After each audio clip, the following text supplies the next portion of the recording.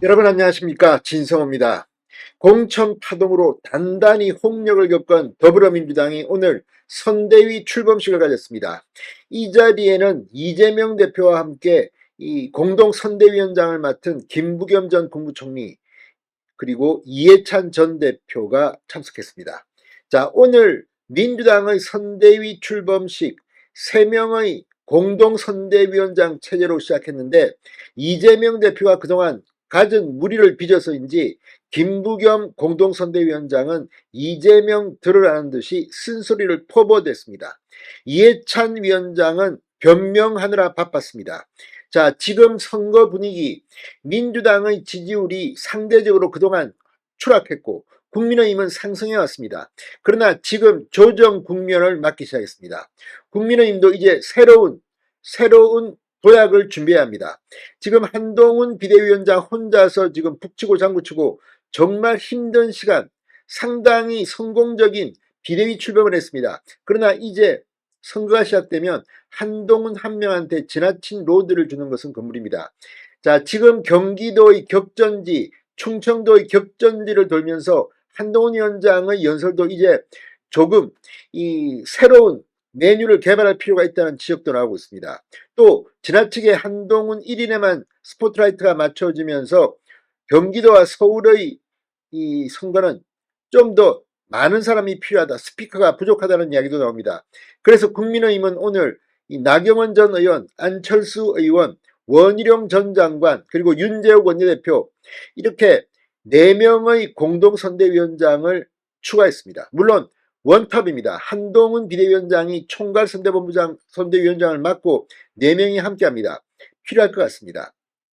그리고 지금부터는 각 지역구별로 후보 본인이 뛰어야 합니다.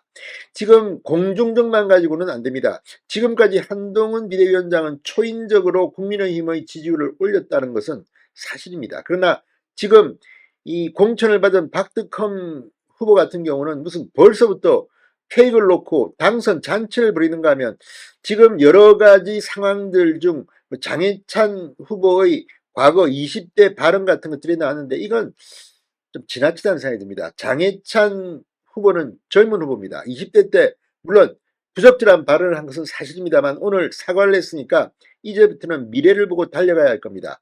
자, 오늘 이 민주당의 선대위 출범식, 오늘 김부겸 위원장, 이해찬 위원장은 이재명 대표와 별도로 기자들과 일문일답을 했는데, 여기에서 이재명 대표를 무시하는 듯한, 이재명 너 왜 그따위로 대표짓을 하느냐는 그런 발언을 김부겸 전 총리가 간접적으로 했습니다. 이 말을 들으면 정말 이재명 대표는 그동안 총선을 이기겠다는 건지 이재명 사장화를 만들겠다든지, 아무튼 이해찬이야 뭐 이재명의 멘토 같은 사람이니까 도와주려고 뭐 변명을 하고 있지만, 김부겸의 발언 속에 오늘 더불어민주당의 선대위 출범식은 이게 무슨 잔치집이 아니라 변명하고 회피하는 초상집이 아니냐, 이런 생각까지 들었습니다. 진성호의 융단 폭격 시작합니다. 더불어민주당을 융단 폭격합니다. 방송에 앞서 아직 진성호 방송에 구독자가 아니신 분은 붉은색 구독 버튼 눌러주십시오. 더 좋은 방송으로 보답하겠습니다. 자, 민주당이 총선 전략을 진두지휘할 선거대책위원회를 출범시켰습니다. 오늘 여의도 중앙당사에서 선대위 출범식 및 1차 회의를 갖고 본격적인 활동에 들어갔습니다. 자, 3명이 함께하는 3톱 체제입니다. 이재명 대표와 이해찬 전 대표, 김부겸 전 총리의 공동선대위원장, 모두 민주당을 상징하는 파란색 점퍼를 들고 참석했습니다. 못살겠다 경제폭망, 못살겠다 김건희 게이트 등을 적힌 피켓을 들고 정권심판 고를 외치기도 했습니다. 위원장급이 하기에는 조금 졸렬해 보이기도 했습니다. 자, 지금 이재명 대표는 민주당은 역사의 갈림길마다 바른 선택을 해왔던 국민의 집단지성을 믿는다고 주장했지만, 지금 민주당이 하고 있는 공천이 집단지성입니까? 이거는 좀 역대급 공천 파동입니다. 자, 오늘 이 자리에서 선대위를 발족시킨 뒤 이해찬, 김부겸 두 위원장은 별도 기자회견도 했습니다.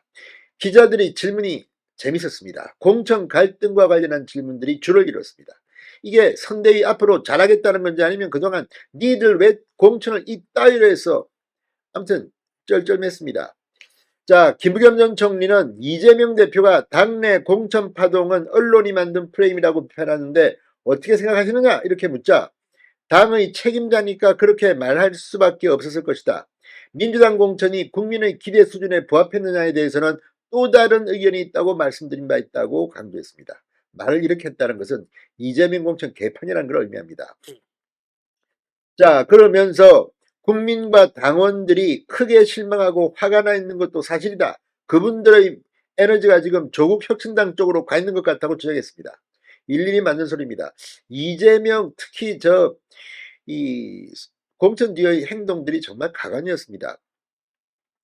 자, 이 민주당의 공천 여기에 대해서 특히 이 비판이 나오는 것은 이재명 대표가 이 공천 학살을 해놓고 뭐 어떤 사람은 뭐 어떤 분야에서 0점 받았다는데요 깔깔깔 웃기도 하고 아무튼 이 학살이 이루어진 다음날 이게 말이지 국민들의 심판이고 당원들의 심판이고 이런 발언을 했습니다. 자, 여기에 대해서 이 김부겸 전 총리는 공천을 받은 분들은 공천의 기회를 갖지 못한 분들을 잘 위로하고 그분들과 더 나은 미래를 위해 허심탄회한 대화를 하기 바란다. 과거 우리 선배들은 바로 그러한 에너지를 함께 모았고 그래서 오늘의 민주당이 있다. 모두 한 팀이 되다라고 당부했습니다.